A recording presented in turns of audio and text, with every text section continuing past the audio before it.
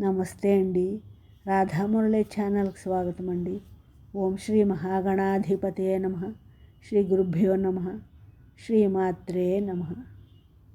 మూక పంచశతి ఆర్య శతకం 71వ శ్లోకం నుంచి 75వ శ్లోకం వరకునండి. రక్ష్యోస్మి కామపీఠీ లాలికయా ఘనకృపాంబుకాలికయా శృతియువతి కుంతలీ మణిమాలికయా తుహిన శైలబాలికయా. గొప్ప దయ అనే నీటిని కురిపించే వర్షాకాలం లాంటిది.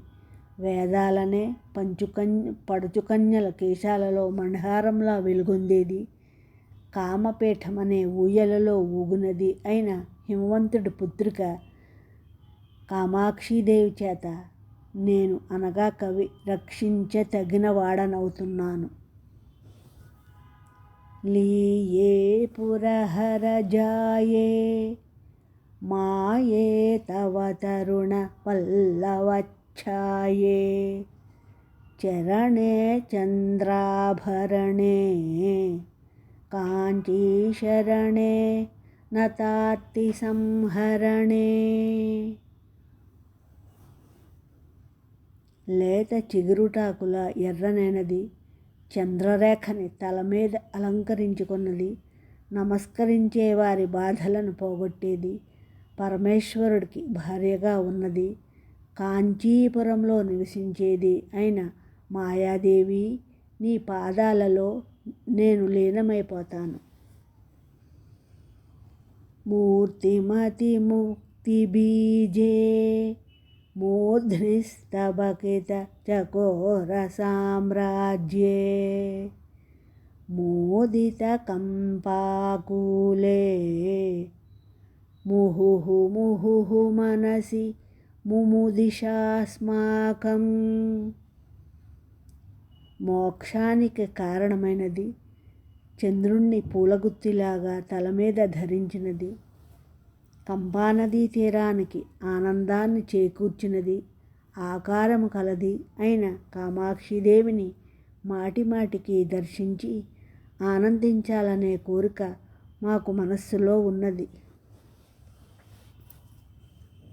వేదమయీం నాదమయీం బిందుమయీం పరపదోద్యదిందుమయీం మంత్రమయీం తంత్రమయీం ప్రకృతిమయీం నౌమి విశ్వవికృతిమయీం. పరమపదములో ఉదయించే చంద్రుడి స్వరూపం కలిగినది. వేదనాద బిందురూపిణి, మంత్రతంత్రమైనది, విశ్వవికార రూపిణిగా ఉన్నది అయిన ప్రకృతిని గురించి నమస్కరిస్తున్నాను. పురమథన పుణ్యకోటి పుంజిత కవిలోక సూక్తిరసధాటి మనసి మమ కామకోటి విహరతు కరుణా విపాక పరిపాటి. కరుణా పరిణామ సంప్రదాయం కలిగినది.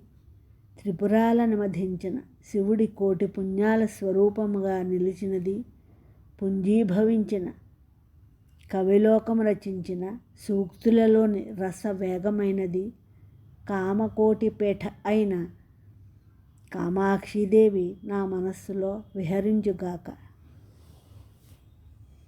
నా ఈ శ్లోకాలు మీ అందరికీ నచ్చినట్లయితే లైక్ చేయండి, షేర్ చేయండి, కామెంట్ పెట్టండి, సబ్స్క్రైబ్ చేయండి. మీ రాధ.